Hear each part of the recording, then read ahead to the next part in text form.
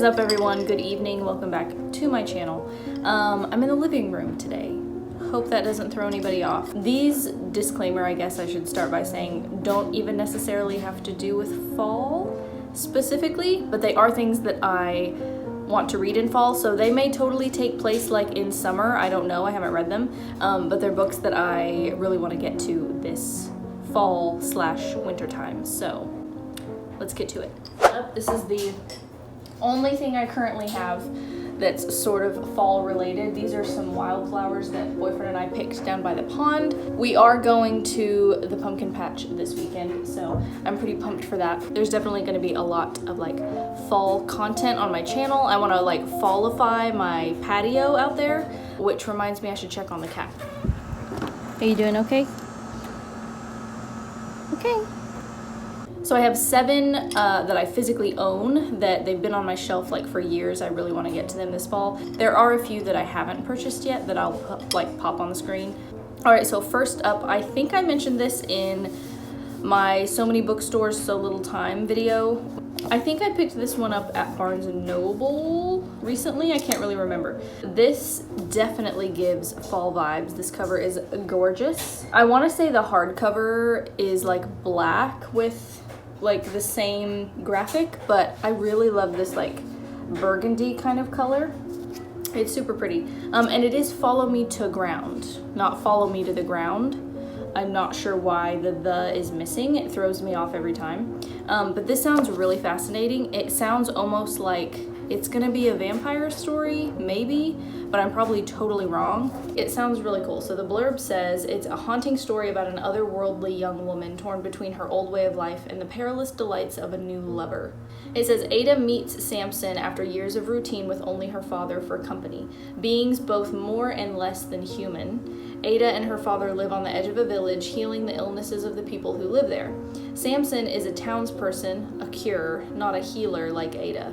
Her father forbids their relationship, but Ada is enraptured with his strength, his laughter, even his secrecy. And yet she knows that something's gone wrong inside Samson, something she's not certain even she can cure. I love that mystery of like, they're more and less than human, which is like why my mind went to vampires. I'm probably totally wrong. But it's short. I love a good short read, something I can just kind of rip through in a weekend. So I'm really pumped for that one. The next one, I will say I have read this author before. It's Alia Whiteley. This one is From the Neck Up, which is, I believe, short stories. The Beauty by Whiteley is phenomenal. It's one of my favorite. I think it's considered a novella because I think it's too short to be a novel, but that one is exceptional. The storyline essentially is like women have died from some sort of like womb disease, and so it's only men left. It's like the last generation of men, and these strange yellow mushrooms start sprouting from those women's graves.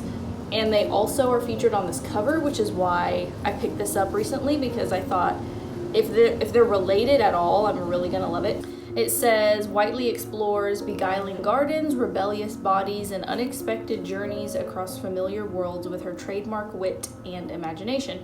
Witness the future of farming in a new ice age, or the artist bringing life to glass.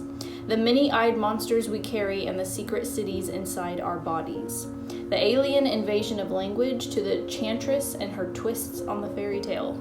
Fascinating and always unexpected, Whiteley is unlike any other writer working today. So she is sure to please. I know I'm gonna love these. So I feel like even though I have not read this, I can recommend it because she's amazing. The next one I'm very excited about. This, I almost read this one around the time, because I think I bought it around the time that I purchased Woman Eating by Claire Coda. I think that was who wrote it. It has a similar vibe, I think, to Woman Eating, at least the cover. I almost read it right after, but I was like, no, I want to space them out and like give myself time to like miss that style of writing. I don't know if this is even going to be remotely similar, but is A Certain Hunger by Chelsea G. Summers. This one is essentially food meets sex, so those things get very intertwined in this book, I believe. It says food writer Dorothy Daniels loves what she does. Discerning, meticulous, and very, very smart, Dorothy's clear mastery of the culinary arts makes it likely she could, on any given night, whip up a more inspired dish than any one of the chefs she writes about. Dorothy loves sex as much as she loves food, and while she's struggled to find a long-term partner that can keep up with her, she makes the best of her single life, frequently traveling from Manhattan to Italy for a taste of both. But there is something within Dorothy that's different from everyone else. And having suppressed it long enough, she starts to embrace what makes Dorothy uniquely, terrifyingly herself. Dorothy Daniels shows us what happens when a woman finally embraces her superiority.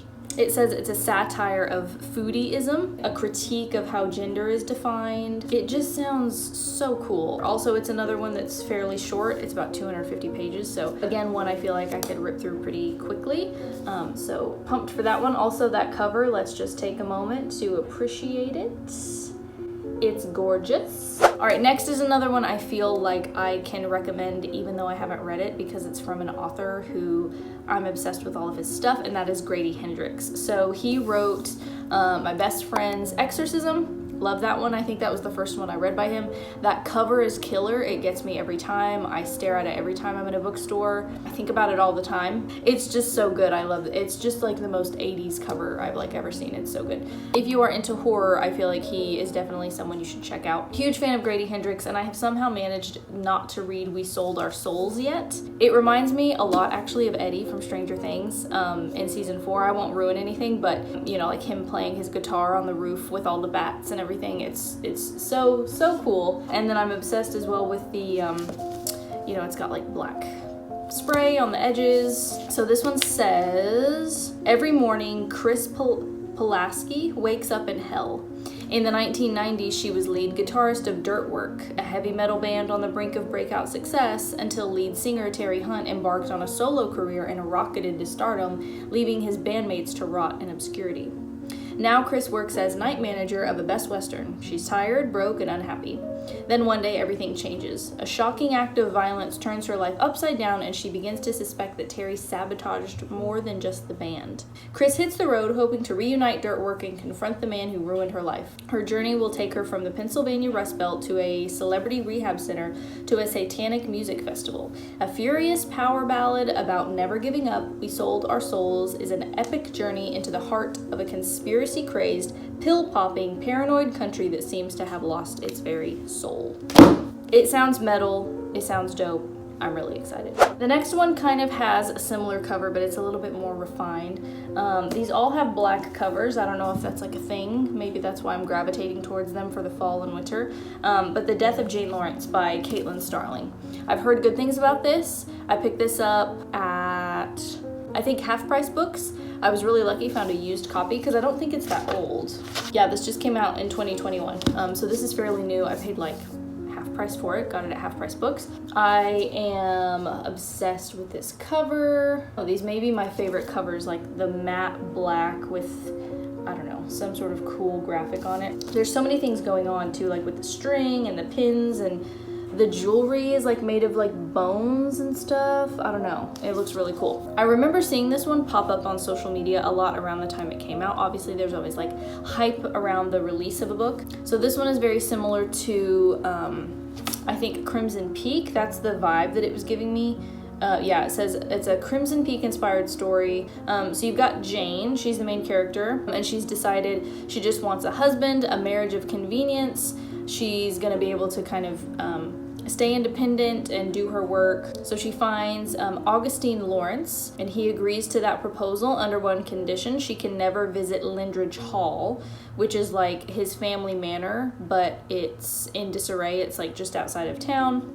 And then on their wedding night, it says an accident strands her at his door in a pitch black rainstorm, and she finds him changed. Gone is the bold surgeon, and in his place is a terrified, paranoid man. But now Jane knows something is deeply wrong at Lindridge Hall and with the man she has so hastily bound her safety to. It was kind of giving me like Dr. Jekyll and Mr. Hyde vibes too, with you know, the description of him. So hopefully this one's good. It is essentially a gothic romance, and it's been a while since I've read a gothic novel. I don't remember the last one I read, so that'll be really good for autumn, winter. Next is one I'll kind of breeze through because this one is pretty popular. I've seen this around on social media. If you've ever watched a booktube video before, you've probably heard of it too, and that's If We Were Villains by M.L. Rio. Is that right? So I think this one's been out for a couple of years as well. This one came out, this one's been out since 2017. I love everything about this cover as well. I specifically got the hardcover because even though I would much rather read a paperback, I liked this cover more. And even like the inside, we've got like some beautiful like scrawled handwriting. It's got the deckled edges, which I really like. And on the back, somebody has blurbed it as being similar to The Secret History by Donna Tartt, which I consider to be like the ultimate like peak version of dark academia, and this is obviously very similar to that, so I'm really pumped for this one. It's a richly layered story of love, friendship, and obsession. I'll go ahead and read the synopsis for this one too, just in case you haven't heard of it, but it says, on the day Oliver Marks is released from jail, the man who put him there is waiting at the door. Detective Colburn wants to know the truth, and after 10 years, Oliver is finally ready to tell it. 10 years ago, Oliver is one of 7 young Shakespearean actors at Delature Classical Conservatory, a place of keen ambition and fierce competition. In this secluded world of firelight and leather-bound books, Oliver and his friends play the same roles on stage and off: hero, villain, tyrant, temptress, ingenue, extras. But in their 4th and final year, the balance of power begins to shift. Good-natured rivalries turn ugly, and on opening night, real violence invades the students' world of make-believe. In the morning, the 4th years find themselves facing their own tragedy and their greatest acting challenge yet, convincing the police, one another, and themselves that they are innocent.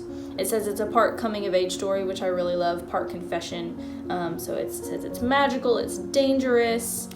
It sounds really good.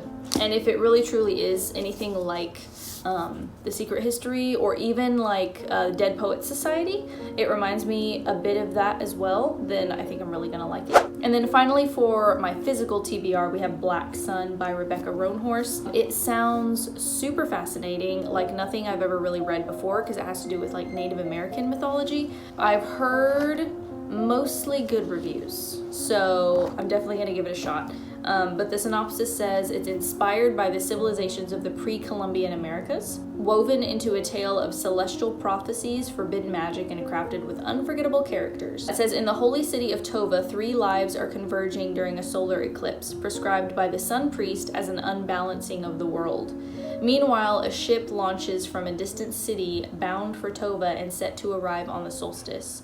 The captain of the ship, Zyala, is a disgraced teak whose song can calm the waters around her as easily as it can warp a man's mind. Her ship carries 1 passenger. Described as harmless, the passenger, Serapio, is a young man, blind, scarred, and cloaked in destiny. As Zyala well knows, when a man is described as harmless, he usually ends up being a villain. I hope it lives up to the hype because it sounds really good and it's been on my shelves for a couple of years now, so we'll see how we get on with that one. And then lastly, I have 4 more that I want to read. One of them I already listened to on audiobook, and I was actually, unfortunately, pretty disappointed with it. A Deadly Education by Naomi Novik. I have had that one on my TBR for so long. Thought that I would really love it. I feel like I've generally heard good things about it. I wasn't obsessed with Uprooted, which is her other one, so maybe I should have known that I wasn't going to be super obsessed with A Deadly Education, but it was just mostly exposition, and so maybe it sets up the second one, the sequel. I wasn't obsessed with it, so I gave that one like 2 stars, 2.5. So that one I'm not going to talk about anymore because I wasn't really obsessed with it. But another one that I'm already liking a lot more, and I just started the audiobook of it like yesterday, is Atlas 6 by Olivia Blake. That one is already so good. The audiobook is narrated by like a cast of characters. It's not just like a male and a female and they do all the male and female voices. It's narrated by like 7 people or something. I don't even think I've been introduced to all the characters yet. It's definitely going to be one that I have to like pause and take notes on because I'm going to get them all confused. I know that I will. But already it's been pretty interesting. I love the sort of magical system, so Liking that one so far. Again, I can't like fully recommend it because I'm like 7% through the audiobook or something like that, but it will be in my September wrap up. So there's something to look forward to. So that is on my TBR technically still because I haven't finished it. Another one that I'm really excited for is Slewfoot. I can't remember who it's by, but I'll put a picture up on the screen. It looks so interesting. It looks, I mean, the cover caught me immediately. I love the like mixture of like how innocent the girl looks, but then she's got like the cloven hooves and then the moon, and it's so witchy and like fall, and I love it. It's gorgeous. It's so cool. I remember picking it up and reading the synopsis, but I don't remember what it was about. So I will put that up on the screen right now and you guys can pause and read it if you're interested and you want to know the synopsis, what it's actually about. But it looks absolutely fascinating, and that'll be one for sure that I read this autumn/winter. And then finally, I want to read Lapfuna. I think that's how you say it. Again, that was one that I have had in my hand at the bookstore before, and I put it down because I was buying other things.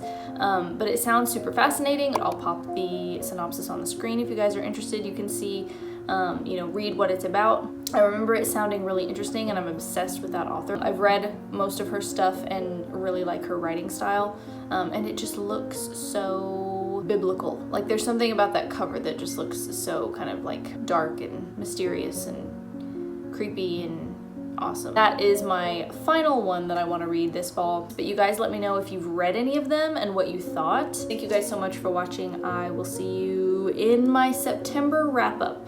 It's probably gonna be my next video, or maybe a reading vlog. Not really sure, but I will see you then. Bye guys.